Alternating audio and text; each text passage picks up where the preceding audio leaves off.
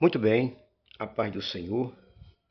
Abra comigo as Escrituras Sagradas, Oséias, capítulo 3, versículos 4 e 5. Porque os filhos de Israel ficaram muitos dias sem rei, sem príncipe, sem sacrifício, sem estátua, sem estola sacerdotal ou ídolos do lar. Depois tornarão os filhos de Israel e buscarão ao Senhor seu Deus e a Davi seu rei. E nos últimos dias, tremendo, se aproximarão do Senhor e da sua bondade. Quando Deus suspende o reino para restaurar o coração.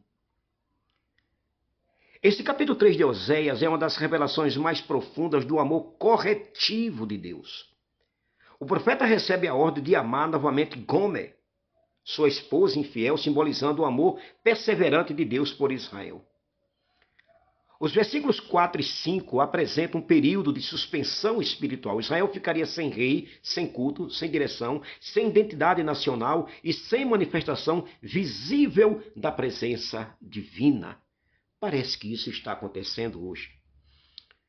Contudo, o propósito desse deserto não era destruição, era restauração. Mas não confunda. Nem todas as vezes que isso acontece, pode ser restauração, pode ser destruição. Deus retiraria estruturas externas para produzir fome interior.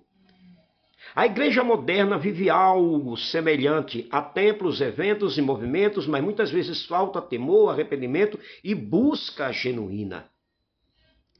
Esse texto revela que Deus às vezes permite silêncios espirituais para purificar o coração do seu povo.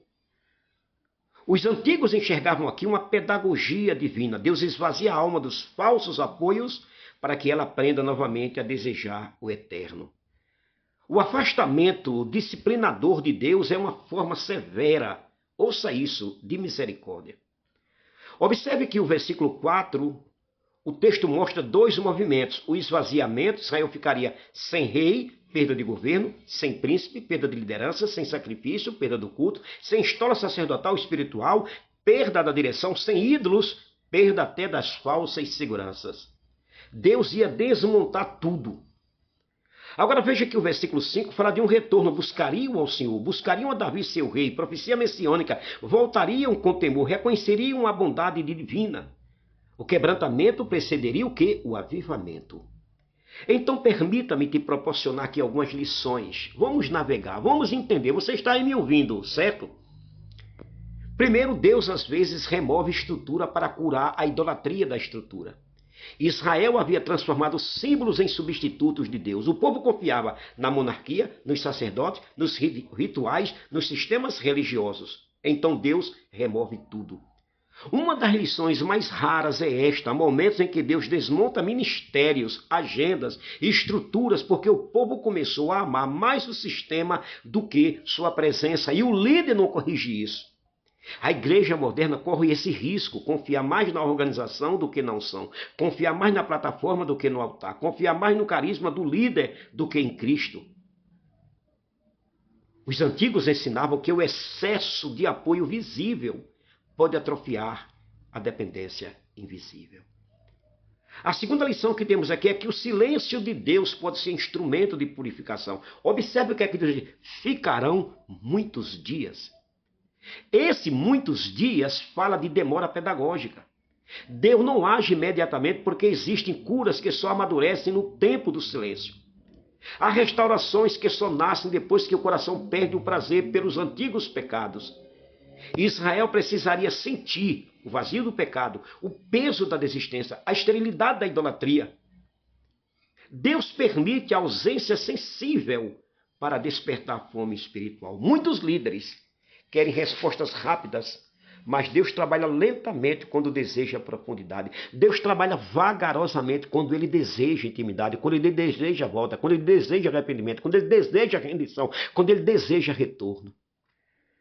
A terceira lição que temos aqui é que Deus remove tanto os ídolos maus quanto as dependências religiosas. O texto diz: sem sacrifício e sem ídolos. Olha que coisa interessante. Isso aqui é impressionante. Deus remove o falso culto, mas também um culto legítimo. Você sabia que nós temos falsos cultos? Por quê? Porque Israel havia perdido a essência. Até práticas corretas podem se tornar obstáculos quando substituem relacionamento verdadeiro. Há pessoas que frequentam cultos, pregam, cantam, lideram, mas não possuem comunhão viva com Deus. A disciplina divina não visa destruir atividades, visa restaurar intimidade, comunhão e vida relacional com Deus.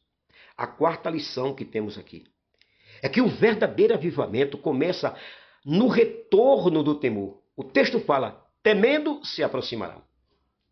Se lembram da época dos juízes? Eles temiam e voltavam? O retorno não começaria com celebração, mas com temor.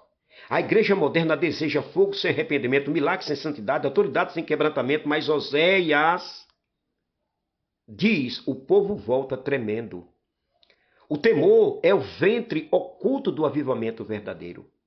A alma que perde o temor perde lentamente a percepção da glória. O temor não é pânico, é consciência da majestade divina, é consciência do céu, é consciência do eterno, bendito seja ele, é consciência do alto.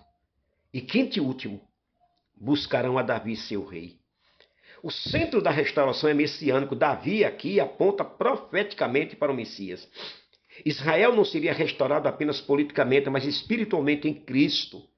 A restauração verdadeira acontece não por técnicas, estratégias, métodos de crescimento, marketing religioso. Ela acontece quando Cristo volta a ser o centro.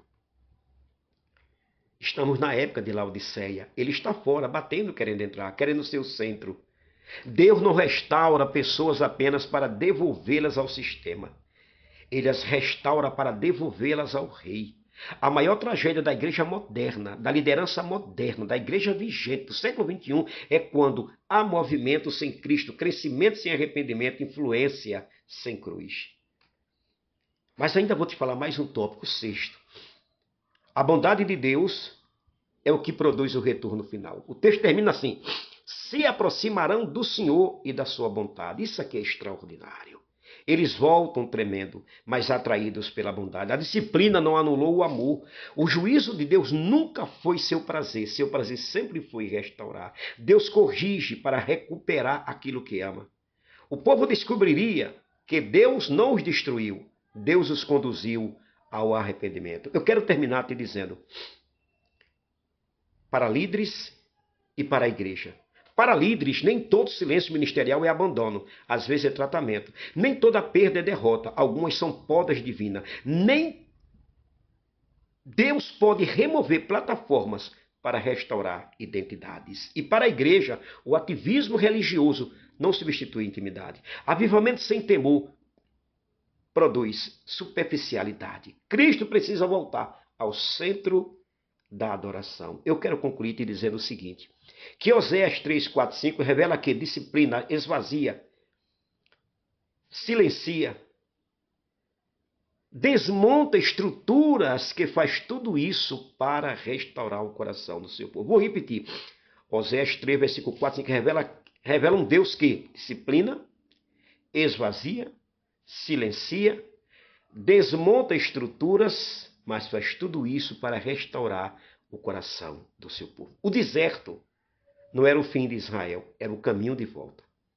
Deus removeu reis, sacerdotes, símbolos, ídolos, para que o povo descobrisse que a maior necessidade deles não era o sistema religioso, era o próprio Deus. Alguém disse, Jó perdeu tudo. Meu amigo, Jó não perdeu nada, porque Jó tinha Deus. Jó perdeu coisas, mas Jó não perdeu a Deus. Quando não se perde a Deus, não se perde nada, porque Deus é tudo. Aprenda isso. Deus te abençoe.